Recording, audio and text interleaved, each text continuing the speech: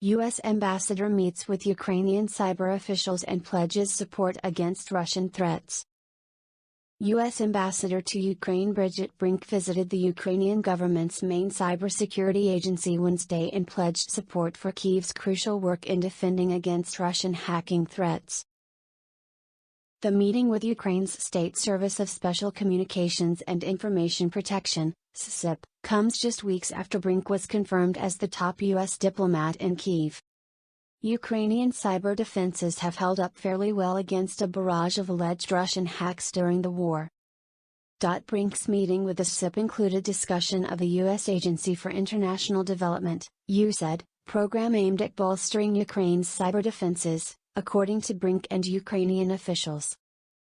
USAID initiated the four-year, $38 million program in 2020 to build out Ukraine's cybersecurity workforce and make the country's infrastructure more resilient to Russian hacks.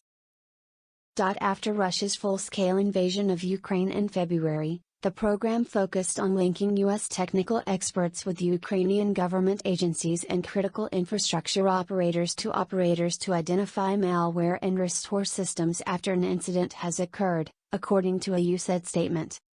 "We have common cyber enemies and that unites us," Yuri Shchihal, who leads the SSIP, said in a statement Wednesday.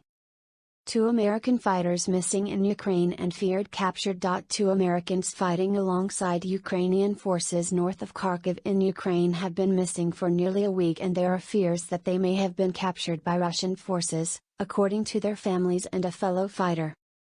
The men are Alexander John Robert Drueke, age 39, from Tuscaloosa, Alabama, and Andy Tyna-Queen, age 27, from Hartselle, Alabama.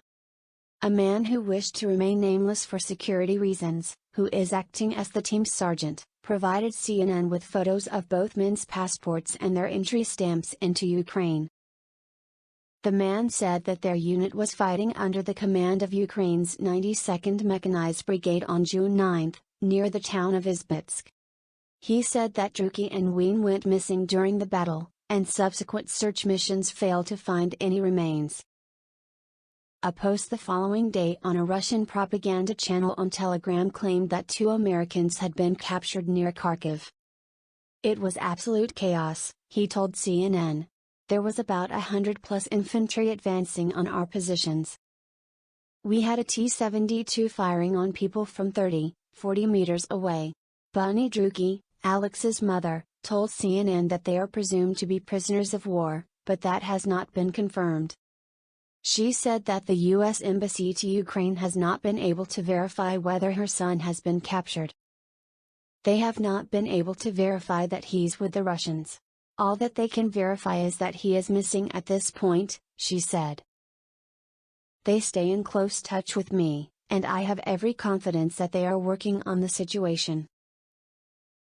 Joy Black, Ween's fiancé, age 21, told CNN, "We don't want to make assumptions about what might have happened at this time.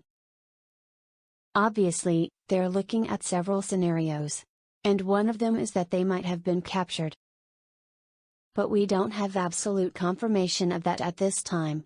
Both Bunny Drueke and Black told CNN that their last communication with their loved ones was June 8, when the men told them that they would be going offline for a few days, for a mission. "It was a pretty normal conversation actually. I told him I was getting food with my friends at our favorite restaurant," Black said. "And he said, 'I love you very much.'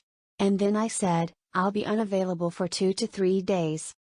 Which I found out was for the operation they were doing. They got engaged in March, not long before he left for Ukraine," she said. "We didn't know if we wanted to get married or get engaged before he left. And we decided on just getting engaged so that when he came back we could get married and enjoy it and not be apart right after we got married." Now, she said, "She is very fragile. Even though not great stuff has happened, I'm still very proud of Andy for being strong." Black, too, said that she has ups and downs. "I'm trying to stay calm and brave, because losing everything will not help Alex in the least. So I'm just trying to stay calm. What the US is saying, A State Department spokesperson Wednesday said that they are aware of unconfirmed reports of 2 U.S. citizens captured in Ukraine. We are closely monitoring the situation and are in contact with Ukrainian authorities, the spokesperson said. Due to privacy considerations, we have no further comment. The White House said it cannot confirm reports regarding the two. National Security Council Coordinator for Strategic Communications John Kirby told CNN Wednesday, adding that if it's true, we'll do everything we can to get them safely back home. Pressed by CNN's Caitlin Collins during Wednesday's White House briefing, Kirby said the administration will do the best we can to monitor this and see what we can learn about it, adding that this is an important point in time to remind that we discourage Americans from going to Ukraine and fighting in Ukraine. It is a war zone. It's combat, Kirby said.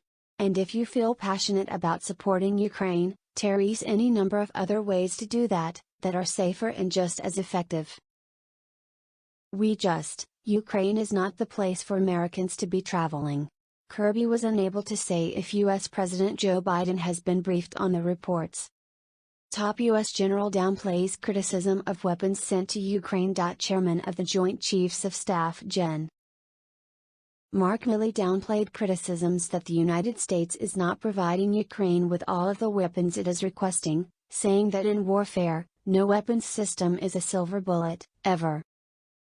So no weapons system, singular weapons system ever, quote-unquote turns the balance, Milley said at a news conference in Brussels alongside Defense Secretary Lloyd Austin.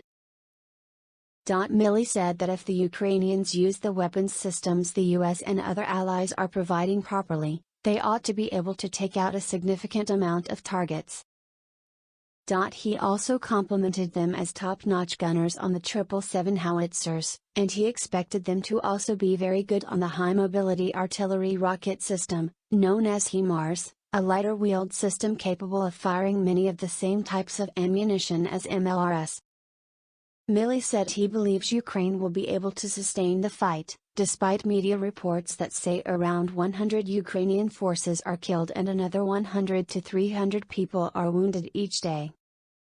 Your ability to endure suffering, your ability to endure casualties, is directly proportional to the object to be attained. And if the object to be attained is survival of your country, then you're going to sustain it, Milley said.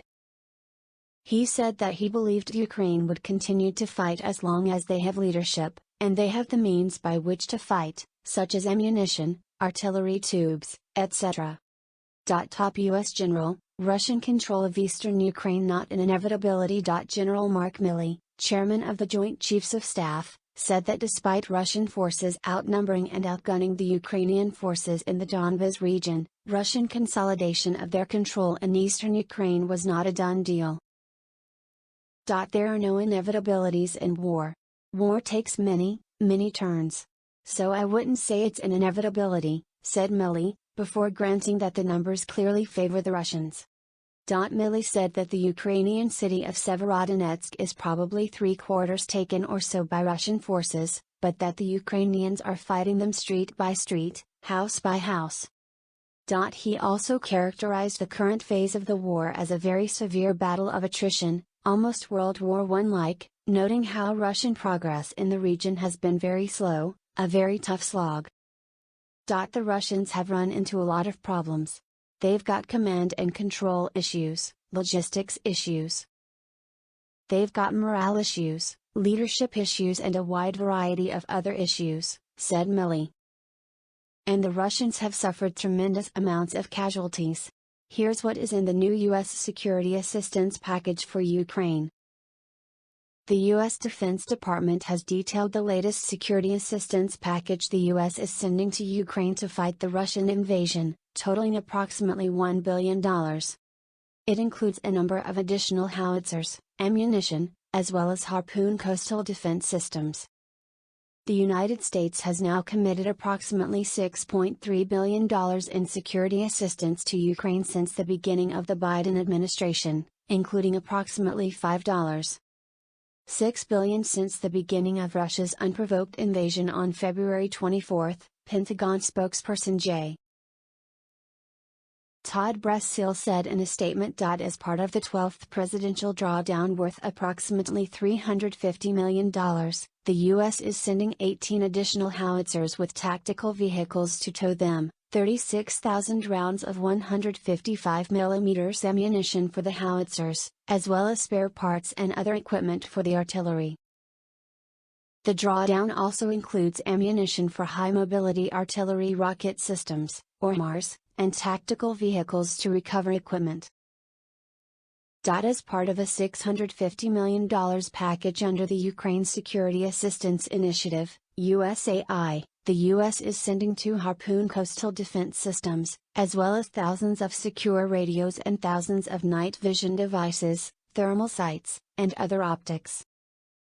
The USAI package also includes funding for training, maintenance, sustainment, transportation, and administrative costs. Here's the full breakdown from the Pentagon of what is in the package: The Presidential Drawdown Authority, PDA, authorization is the 12th drawdown of equipment from Department of Defense inventories for Ukraine since August 2021. Capabilities in this package include 18 plus 155mm howitzers. 36,000 rounds of 155mm ammunition. 18 tactical vehicles to tow 155mm howitzers. Additional ammunition for High Mobility Artillery Rocket Systems. 4 tactical vehicles to recover equipment. Spare parts and other equipment. Under USAI, the Department of Defense will provide Ukraine with near-term priority capabilities to defend against Russian aggression. Included in this package are: 2 Harpoon coastal defense systems. Thousands of secure radios. Thousands of night vision devices, thermal sights, and other optics. Funding for training, maintenance, sustainment, transportation, and administrative costs. U.S. Secretary of State spoke to Ukrainian Foreign Minister about upcoming aid package to Ukraine. U.S. Secretary of State Antony Blinken spoke on Wednesday with Ukrainian Foreign Minister Dmytro Kuleba to share updates on U.S. assistance to Ukraine as it defends itself against Russia's brutal and unprovoked war. Their conversation came ahead of U.S. President Joe Biden's public announcement of an additional $1 billion in U.S. security assistance to Ukraine. Blinken and Kuleba discussed steps to expedite the delivery of heavy weaponry to Ukraine and bolster the Ukrainian economy, including efforts to ensure that Ukrainian agricultural products reach international markets, according to a readout from State Department spokesperson Ned Price. The secretary underscored the United States' diplomatic efforts to solve the global food security crisis caused by President Putin's war of choice in Ukraine and previewed U.S. objectives for the upcoming G7 and NATO summits, Price said. Biden spoke with Zelensky ahead of announcement of $1 billion in security assistance. U.S. President Joe Biden spoke by phone with Ukrainian President Volodymyr Zelensky Wednesday ahead of an announcement of $1 billion in security assistance and other humanitarian assistance for Ukraine amid Russia's ongoing invasion. I reaffirmed my commitment that the United States will stand by Ukraine as it defends its democracy and support its sovereignty and territorial integrity in the face of unprovoked Russian aggression, Biden said in a statement. He continued, I informed President Zelensky that the United States is providing another $1 billion in security assistance for Ukraine, including additional artillery and coastal defense weapons, as well as ammunition for the artillery and advanced rocket systems that the Ukrainians need to support their defensive operations in the Donbas. We also discussed Secretary Austin's efforts in Brussels today to coordinate additional international support for the Ukrainian armed forces. The U.S. will also provide $225 million in humanitarian assistance, which Biden said will go towards supplying safe drinking water, critical medical supplies and health care, food, shelter, and cash for families to purchase essential items. The two last spoke by phone in April. Macron says EU expansion cannot be the only solution to stability of its neighbors. French President Emmanuel Macron said that joining the European Union can't be the only answer to the stability of neighboring countries such as Ukraine, Moldova, and Georgia. First of all, because it is a process that is rightly demanding, and because we must also continue to simplify our Europe so that it is more efficient, Macron said during a joint news conference with Moldovan President Maia Sandu on Wednesday in Moldova's capital of Chisinau. He stressed the importance of building a broader European political community to cooperate over key issues such as defense and security, which would not be a substitute for adhesion. EU leaders will gather at the end of June in Brussels to discuss the candidacy applications of Ukraine, Moldova, and Georgia. This will be the last EU summit held under the French presidency. My role is to build consensus, Macron said. France has also taken the initiative to lead the European Moldova Support Platform, which promises the Eastern European country €650 million, $675 million, of aid, according to Macron. Biden administration expected to announce additional $1 billion in new military aid for Ukraine. The Biden administration Wednesday is expected to announce an additional $1 billion in military aid to Ukraine, according to a U.S. official. The package is expected to include shipments of additional howitzers, ammunition and coastal defense systems among the first items to be shipped. Speaking in Brussels, Defense Secretary Lloyd Austin said the U.S. and Ukraine are working in lockstep to meet Ukraine's requests for new capabilities, especially its need for long-range fires, armor and coastal defense. The package is expected to include weapons and supplies that can be quickly shipped from existing U.S. stockpiles as well as issuing new contracts for long-term supplies for Ukraine. The same U.S. official told CNN the new aid package for Ukraine includes :18 howitzers, 36K rounds of howitzer ammo. 2 Harpoon coastal defense systems. It's mid-afternoon in Kyiv. Here's what you need to know. Ukrainian forces are suffering heavy losses amid intense fighting in the east of the country, while Western leaders have promised to answer the country's call for more heavy weapons.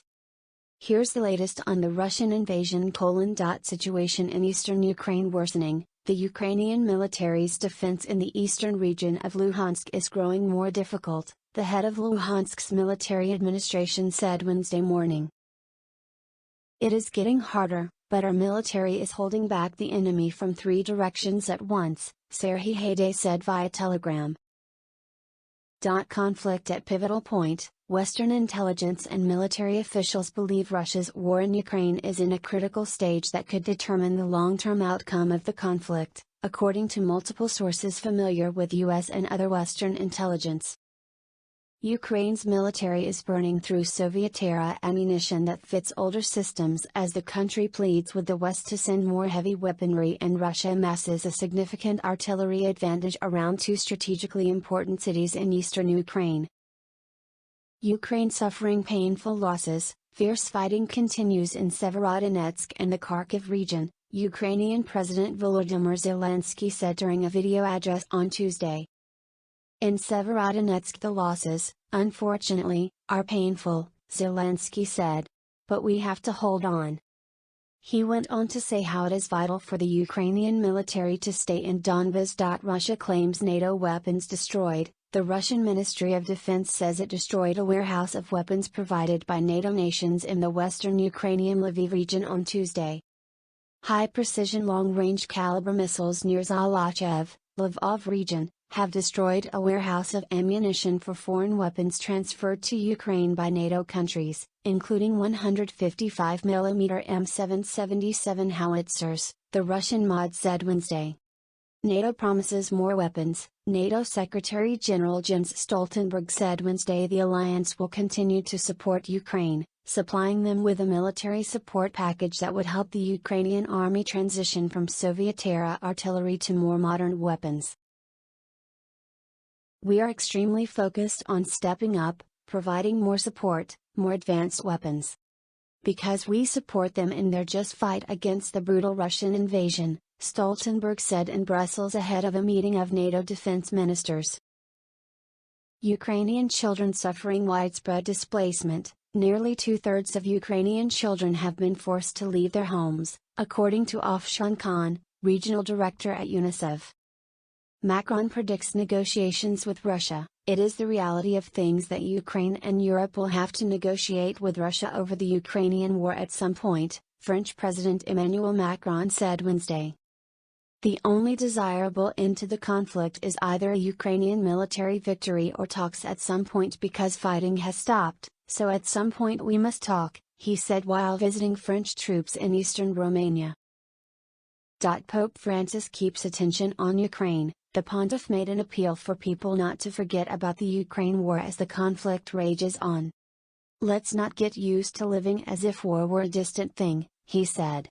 Russian plan to reopen bombed Mariupol theater. Russia is planning to reopen Mariupol's drama theater this fall, the location where hundreds of people are believed to have died after a Russian bombing on March 16, according to an advisor to the Ukrainian mayor of the city. Dances on the Bones, a performance at the cemetery, he said.